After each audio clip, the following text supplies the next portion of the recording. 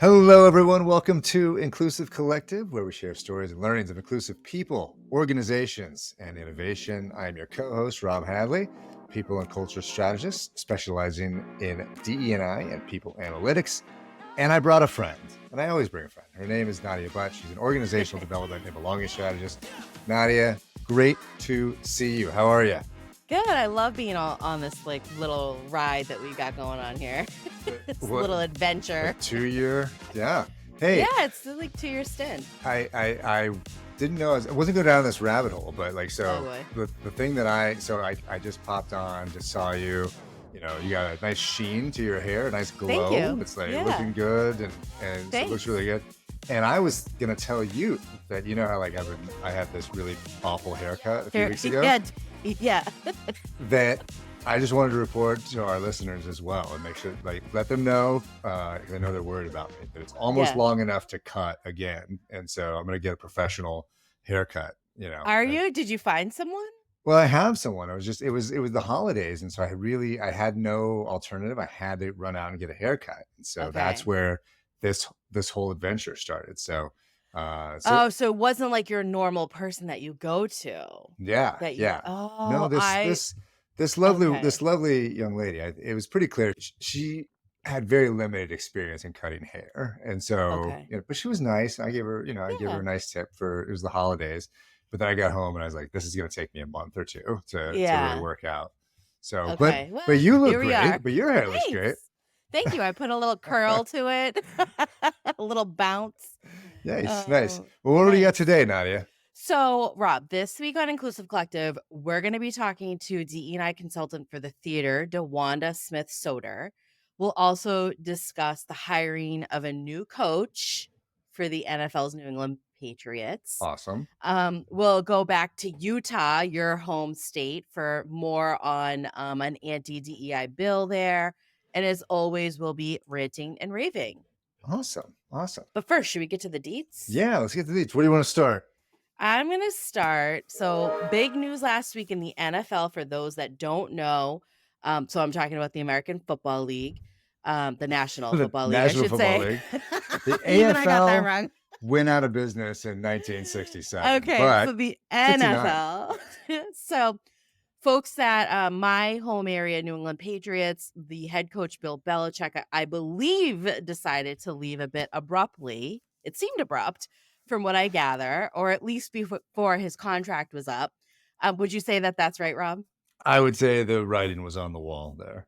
Okay. Yeah. Maybe that's for a different episode. But, so with his departure, leaves the coaching position open for owner Robert Kraft to fill. Did you know that I met Robert Kraft at LaGuardia Airport like a decade ago? Did I tell you that story? Really? Yeah, no. That's another episode we'll share. So the one Gerard Mayo is the next heir. Mayo is the first person picked to fill one of the NFL's 8 openings for head coaches. He is 37 years old, becomes the NFL's youngest head coach and only the 4th Black one in the 32-team league. I will also add that when announcing this in a press conference, owner Kraft says in a US Today article, quote, when he was asked about race being maybe one of the factors in the hiring process, he, quote, says, I'm really colorblind in terms of I know that what I feel on Sunday when we lose. He added that he hired Mayo because the coach was the best person for the job. It's simply coincidental that Mayo is Black. And then, quote, he also says he happens to be a man of color. But I chose him because I believe he's best to do the job. Mayo wasn't having any of that. And I actually think was really brave in his response. He contradicted Kraft and responded with, quote, I do see color because I believe if you don't see color, you can't see racism. So I will pause there. I know that you're not a huge Pats fan, but I wanted to ask you any thoughts regarding this play. Yeah, I didn't actually see that. I didn't actually see that piece of it because as you were talking about Robert Kraft. Oh, and let's start with just saying, finally we made this a sports show, right? I have my football here. I think we did that last season. I can hold my football while I talk, right? So sure. I had not seen that. And so that's great, right? Because as you were talking about Kraft's introduction is the fact that he's colorblind. I was having some I was not feeling it. And so like, it's great. And the background is that he's been considered a top candidate, at least for the last year. The Broncos had interviewed him as well.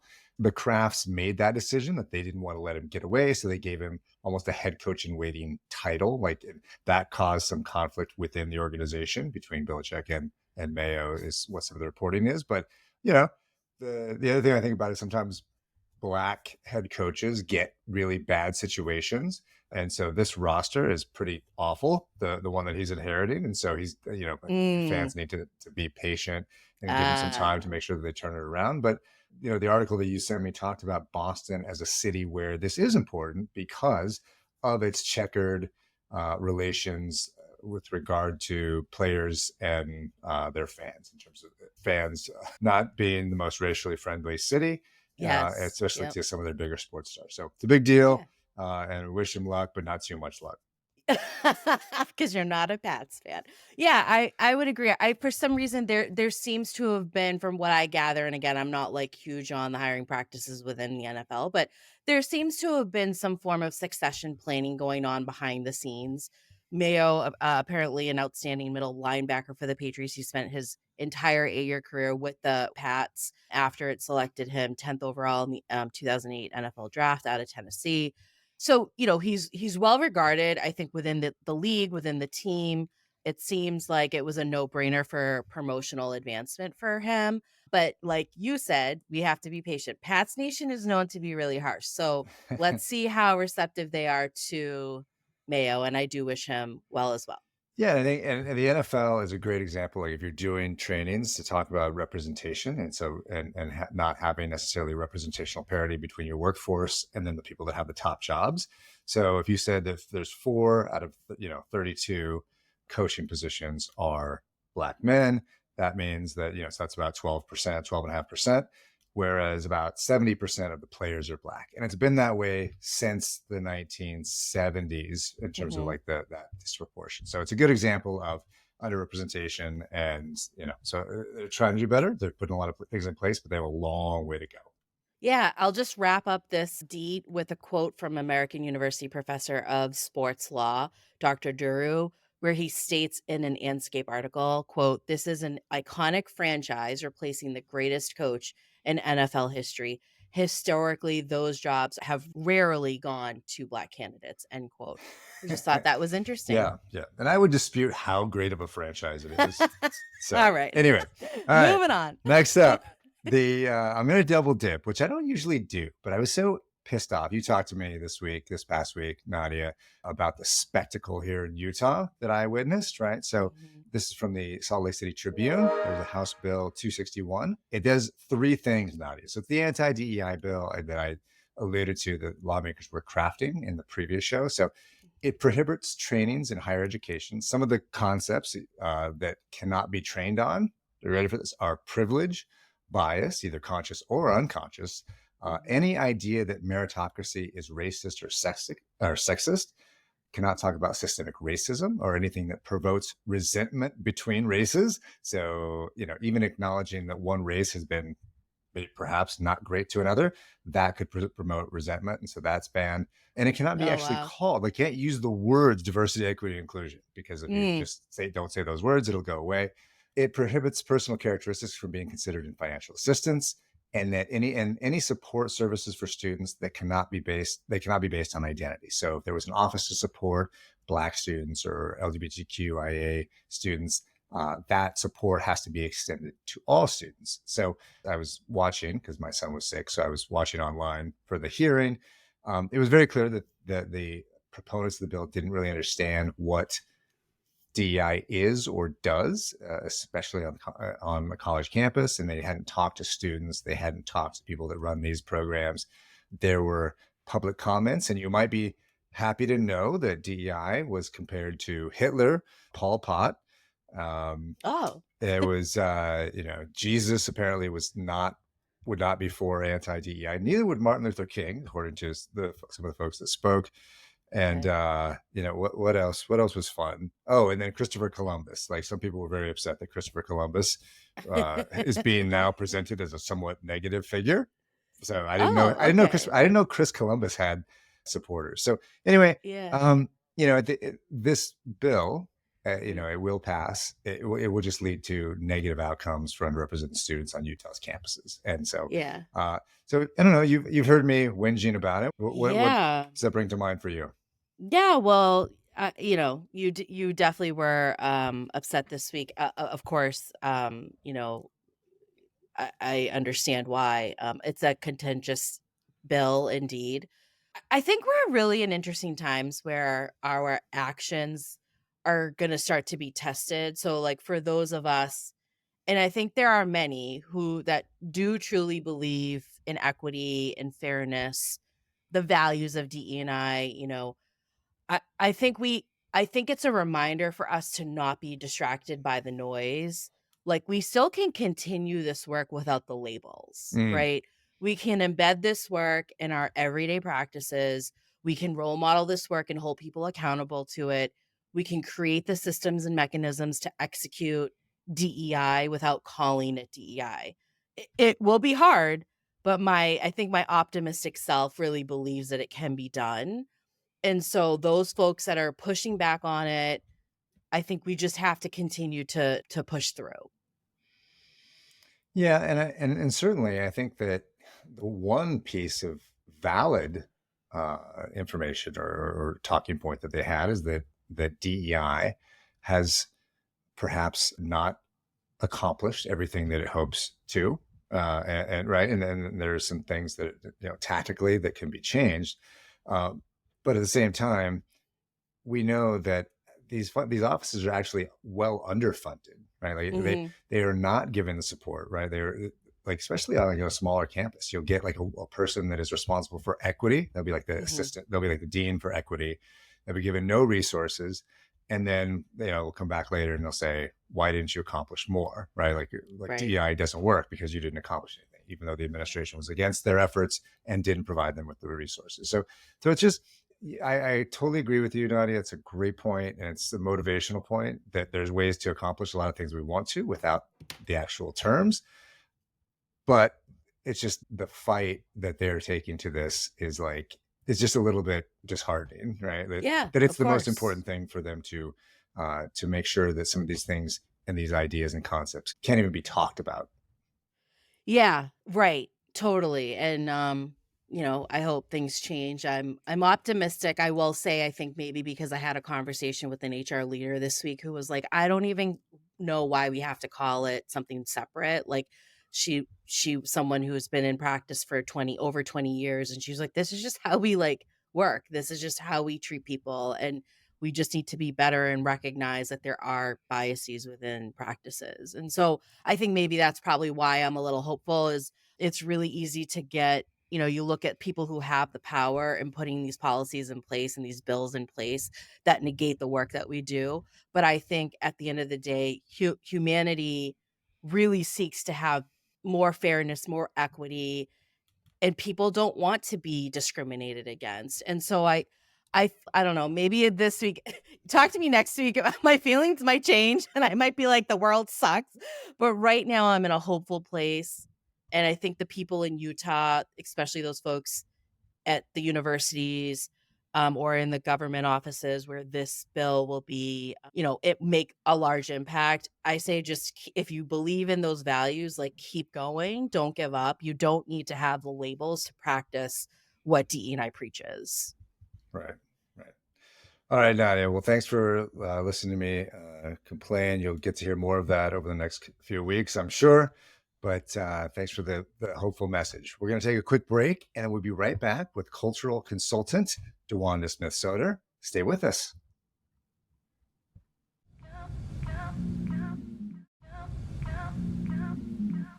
Welcome back to Inclusive Collective. Our guest today is culture consultant DeWanda Smith Soeder. DeWanda is an equity, diversity, and inclusion strategist whose work involves change management, talent, organizational development, and training. Specific to this work is her research and thesis, Theater as a Diversity Intervention. She holds an MA in psychology and a BS in health and human services. In addition to being a certified diversity professional, she's also certified in PROSI change management, instruction and development, human interaction, emotional intelligence, and is an adjunct professor of psychology. All the things that I should get certified in, but haven't. So, DeWanda Smith Soeder, welcome to Inclusive Collective. It's so great to see you. Thanks for joining us. Thank you, Rob. It's great to see you all as well. DeWanda, so great to finally meet you, and thank you so much for joining us this week. I like I said to you earlier before we started, I'm fascinated by your background and the work that you do. Can you share a little bit more about yourself and what led you to doing the idea in the theater? Specifically, like I would love to know what were some of the things that you were observing in the theater space, and maybe some like disparities or inequities that you were observing. I'd love to hear about that as well. Okay. Well, I'll start with me. I think I know I was born to be an actress, and I love it. so theater is a part of my DNA. I graduated from high school with anticipation of going to college and majoring in theater, but my lovely parents had other ideas. And so I went to school and got a BA in business. And I worked primarily in the corporate arena for several or many years, always with the thought of trying to get back into the theater at some point in time. And of course, those thoughts were all rooted in getting back on stage, if you would. I got a call from a theater. This was shortly as we were going through the George Floyd situation and all those types of things that were going on. And I got a call from a theater who said they needed some help with a situation that was going on at their theater. And I stepped over to support them on the organizational side of the theater. And then the theater shut down during the COVID. When they reopened, they opened back up with hair, which is a very, very interesting decision to make coming out of a pandemic and the George Floyd situation, all that. But anyway, that was just after the BIPOC actors on Broadway had written a letter to Broadway. You may remember the Dear White Theater letter that came out with the manifesto of all of those folks talking about the need for Broadway to do a better job in supporting BIPOC actors and creatives. And so the actors came back to the theater with much higher expectations in terms of the way they were being treated and what was going on for them in the theater. And we had sort of a mutiny in this show. And so the theater that I was working with said, can you come over to the creative side and help us with folks? And so I did. I came over, and unbeknownst to me, the process that I used with the next show and that whole production to bring them in and help them create the atmosphere or the culture that they wanted for that show turned out to be what I'm doing now. Yeah. And so that's how I got back to theater and got specifically into this cultural competency space. So the mutiny was on hair? The mutiny was on hair. Okay. Yeah. So then for those of us that are less inclined toward the theater, tell us what are some of the things that, what are just some examples? Doesn't have to be specific, but like things that came out in hair that people were upset about in terms of the way that they were being. Well, I think the number one thing was, their need to be seen and heard as acting professionals from a directorial standpoint, and also in terms of response and the theater taking action whenever there were some challenges that they had as they went through the production. And they were not getting the response nor the support that they thought they should be getting. And so it just really sort of disintegrated in terms of the actors' experience at this particular theater. And of course, not only were the actors not happy with that as they walked away, but the theater was concerned as well about, folks walking away from their organization having had this experience. Oh, interesting. Gotcha. So your trademarked affinity space, which are facilitated sessions grounded in the principles of inclusion, diversity, equity, and accessibility, which I believe center, from what I read, like agency and safety and transparency within community. And I know you can't give too many specific examples, but are there some of the important cultural competencies that actors need to know or that you coach them on? like, how does that play out on stage? Can you like provide like a particular example of something? Yeah. So I like to say that in terms of the cultural competency work, there are three pillars. One is from the creative side of the work, and that's working directly with what I call the people behind the table, the directors, the choreographers, all those types of folks, and specifically focusing on the work to make sure that the work itself, it has any elements of culture within that work are both authentic and relevant in terms of how they appear or go on the stage. Does that also mean like selecting the actors that come on stage? It, Like it recruitment and so forth? Yeah, in some cases in the regional space, in the regional theater space, I often my process starts with the play selection. I'm actually in the room when the director and that team are identifying the shows that they're going to bring in for the season. Oh, cool. I step into the casting room to support them. And if I'm not in the casting room, I am available to them as they start to work and make selections on individuals. We look at the play itself in terms of the script, and we drill down into each character to identify, prior to casting, is this a character that could be played by someone from a specific culture or background or whatever, and then actually moving into the rehearsal space. So in the rehearsal space is where we have the affinity space piece. That it usually happens the first day of rehearsal. Everybody who is touching the work is in the room. That includes creatives, cast, crew, musicians, Wow. whomever is working on it. And the affinity space is a 1 hour facilitated conversation between myself and the full production.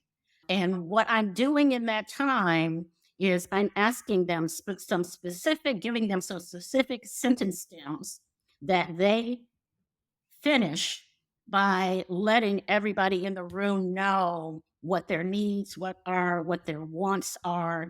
I've coined a couple of phrases that I use during Affinity Space. One is, we're building the container that we would like to live in for the next several weeks, months, or whatever the run of the show is. And then I also give them the metaphor of the sandbox. How do you want to play in the sandbox? And these folks come from all over the world many times to put this show on. And so I say to them, we're going to proverbially eat, drink, and sleep with each other for the next several months. So, It's true. Yeah. Let's talk about what that looks like. And in that hour, they create that container. And that's what the affinity space is all about. Oh, very cool. We should create containers in business too. We can do that too. We really should. We really Well, should. as a matter of fact, in one of the first theater that I mentioned before that I started this work in, one of the things that we recently got at the end of last season, as we were going back and getting some feedback and assessing the season, one of the pieces of feedback we got from the staff and the actual employees of the theater was, why can't we have affinity spaces? Oh, wow. Isn't that interesting? Yeah. Like the desire for that was big. Yeah. Yeah, that leads to the question I was going to ask, which was, so you're working on new productions, right? New creative works on and off Broadway within the organization, touring productions. Where are you seeing the most action today? Where's the need the biggest right now in all these different areas? The largest space right now, or the most prominent space right now, is hair, makeup, and wigs. And that's not only happening for me in my work, but from the industry in general. I mean, just recently, Actors Equity made some amendments to their guidelines around hair, makeup, and wigs, and particularly targeted towards BIPOC actors. As we have different textures. We have, all of the complexities of complexion, if you would. And so there were a lot of things that had not been addressed historically in terms of how do you design a wig for a BIPOC individual? How do you support them with protecting their hair as they wear these wigs? I mean, sometimes actors generally do 8 shows a week.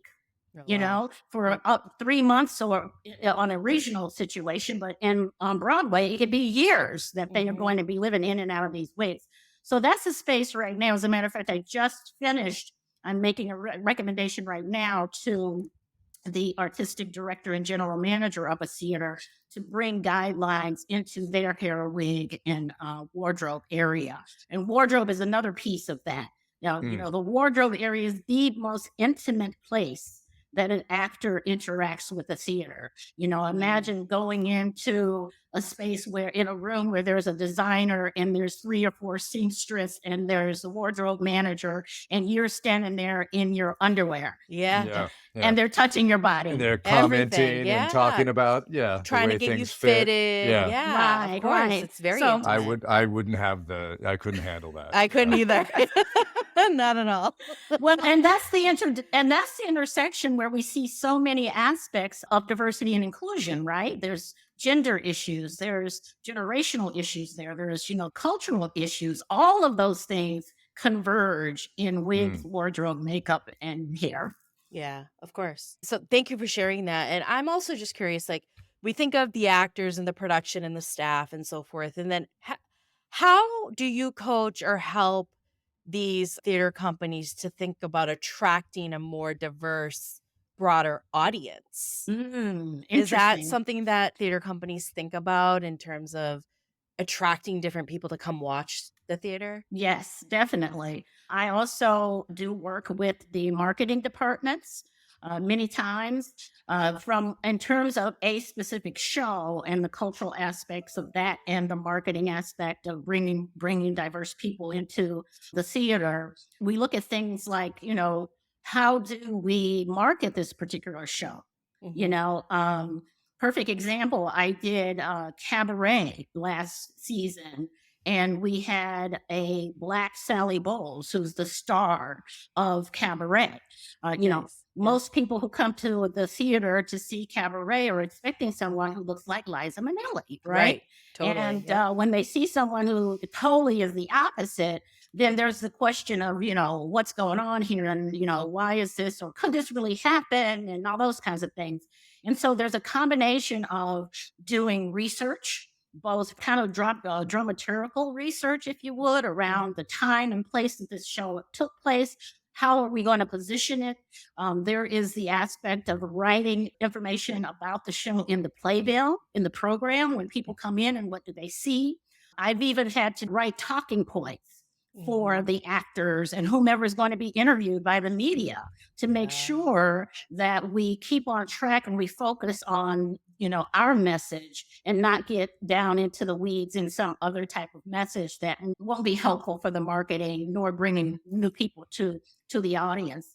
And they're working with the marketing team to get that information out there, connecting with various communities who haven't normally come to this theater. Yeah, sure. And how do we reach out to them?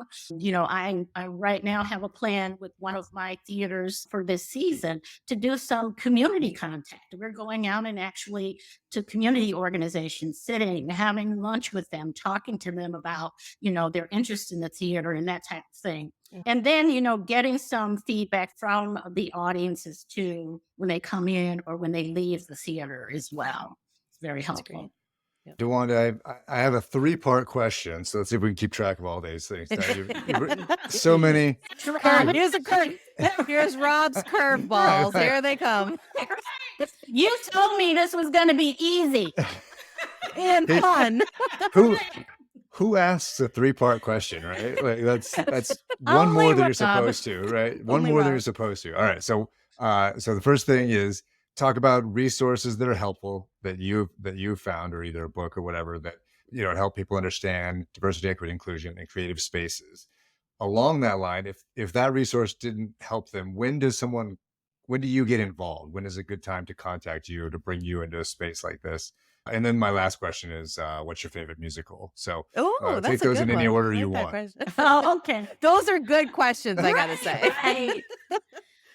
So resource wise, one of the pieces of this work that I consider to be unique to my process is that I have incorporated sort of that coaching in the moment, supporting people in the situation. So the third pillar that I talk about earlier is triage, what I call triage. And triage, once we've had that affinity space, everybody walks away happy. We're going to play in the same sandbox well, and then inadvertently something goes wrong, something goes sideways.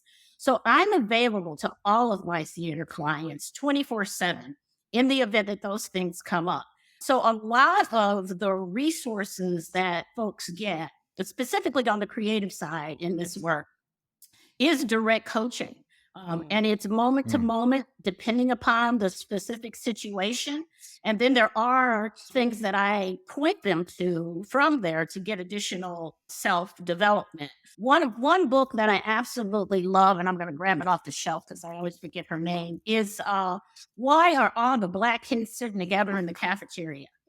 Rob, you probably know this book. I don't know this book. It was written by Beverly Daniel Tatum, who is, I believe she's at Brown University, I'm not sure. But anyway, this book looks at all of the cultural implications almost for every race that there is out there in terms of supporting people and understanding how we develop our racial identity. And so many of my challenges that come up do have race at the root of them. And so it's really, that triage session is a really condensed, very quick, very skills focused because the objective, the other thing that I want to make sure that I do is not to impede the process of the theater. Once a director starts directing a show, the train has left the station. They don't have time for, someone to have a meltdown and not be able to get back to the stage. They can't afford to have something that causes the whole, show to be impacted and that kind of thing. So I'm quickly coaching, getting people back up on their feet and moving forward.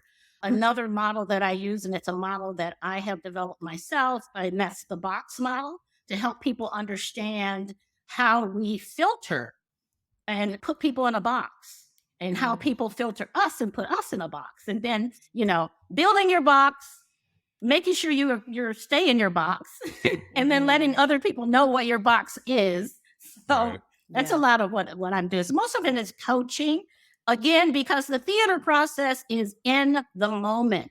I don't have time to come in with my PowerPoint presentation and my, right. all that kind of stuff. It's just like, I get a call at 11:30 at night with an actress crying on the phone saying, I don't think I can get on stage tomorrow because of this thing that happened tonight in the performance. Wow.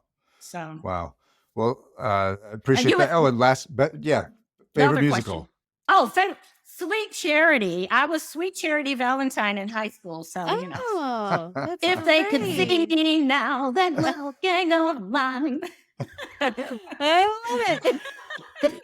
Awesome. Well, DeWanda Smith Soeder, thank you so much for joining us. Thank you for those resource recommendations as well. I'll check out, what is it? Sweet Charity as Sweet well. Charity. If it tours through. It's old show. Yeah, if it comes through. But definitely come to and help out some of our theaters here in Utah as well. And Boston. And Boston. Yeah. So so please. Hopefully can I do both of those in the summertime? Yes. Absolutely. Thanks so much. Yes. You're good welcome. to meet you. Thank you. You as well. All right. Stay with us, folks. We'll be right back for our converflections and raves and rants.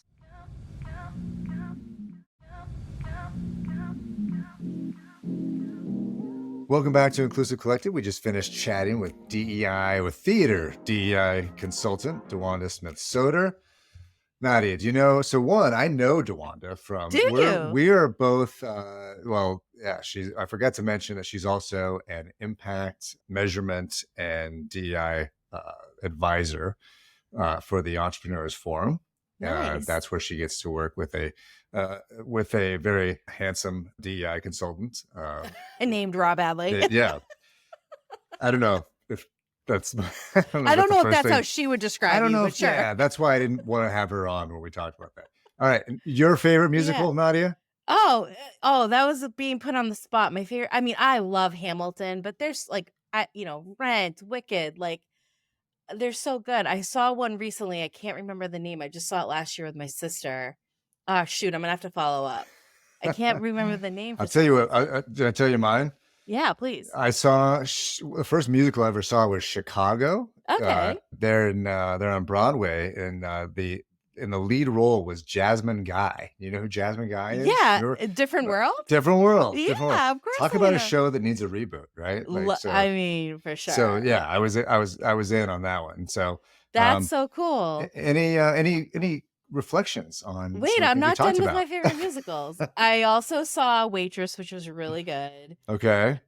And I can't think of the names of the one that I'm like, I don't know why I can think of it, but I will follow up it if anyone cares. Email You me and can. I'll find it and let you know. So I appreciated her kind of sharing with us and her reflections on the triage part of the work that she does. It even though to me it sounds like reactive, where I think that exists. Like I think our work is very reactionary to Mm-hmm. um acts of things that happen, discrimination, bias, whatever. But I also think there's a proactive component in it where she's coaching folks. And so I appreciate the two glimpses of that, right? Like there's the triage, which is like, supporting folks in the moment of things that are happening related to DE and I. And then she's also kind of focused on the proactive processes and steps that happen within the space of the production and the theater company and so forth. Mm-hmm. So Mm-hmm. yeah, what did you think? As one of the first things she said, she talked about building the box, right? Everyone coming together and discussing and talking about explicitly the agreements around inclusion that folks have with each other. I just thought could be very applicable in agile spaces, right? So as work becomes more agile and teams come together for shorter amounts of time, right? A lot of folks from outside organizations are pulled in for different projects. People like me having those discussions and to make sure that everyone's on the same page about what the expectations are and what they need from each other, Yep. which people do in different forms. I just think that the need is starting to become greater, and so some of the things that she talked about could be very impactful. Yes, that's right. I did remember the musical. There's two, Six, which my brother just reminded me of, which was Okay. awesome. If you haven't seen it, you have to see it. And Okay. then I think it's called Hades Town. I don't know if you've seen it. Oh, I saw that last year with my sister. So good. I didn't know. I think I'm a musical you person. are. Yeah, I Who couldn't knew? name 3 My brother and musicals. sister-in-law are huge musical people, and so is my sister. Like, Oh, so I nice. think because of them, that's why I go often. But Nice.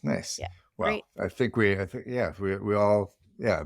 So we'll have DeWanda back. We'll talk more. We'll talk more Totally. theater. I think so. We'll have to. I want to know more about Sweet Charity. So Yeah.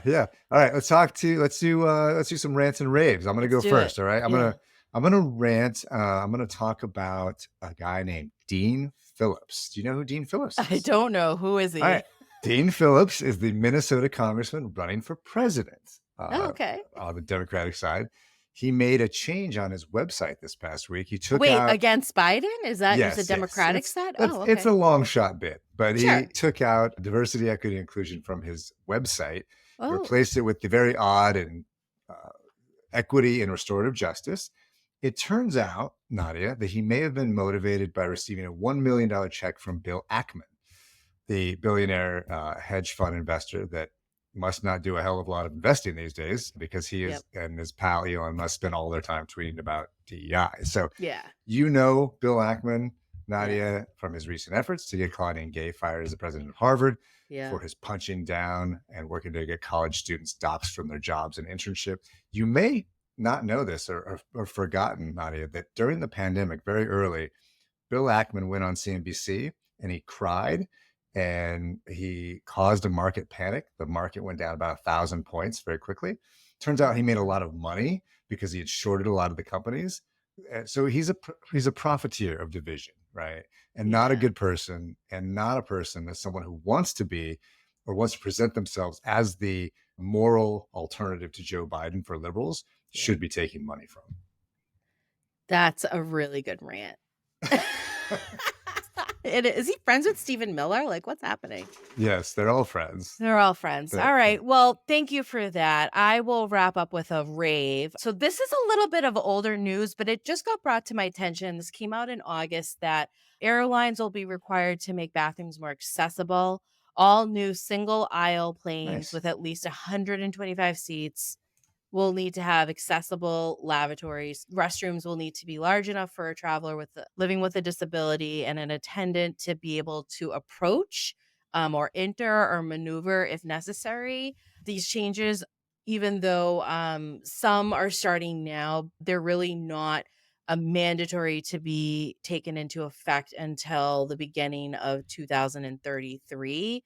But they all have to be in compliance by 2000 by 2035 per the ruling. Just really good news for people that, I think of folks living with disabilities that might be in a wheelchair or just might not be able to maneuver easily.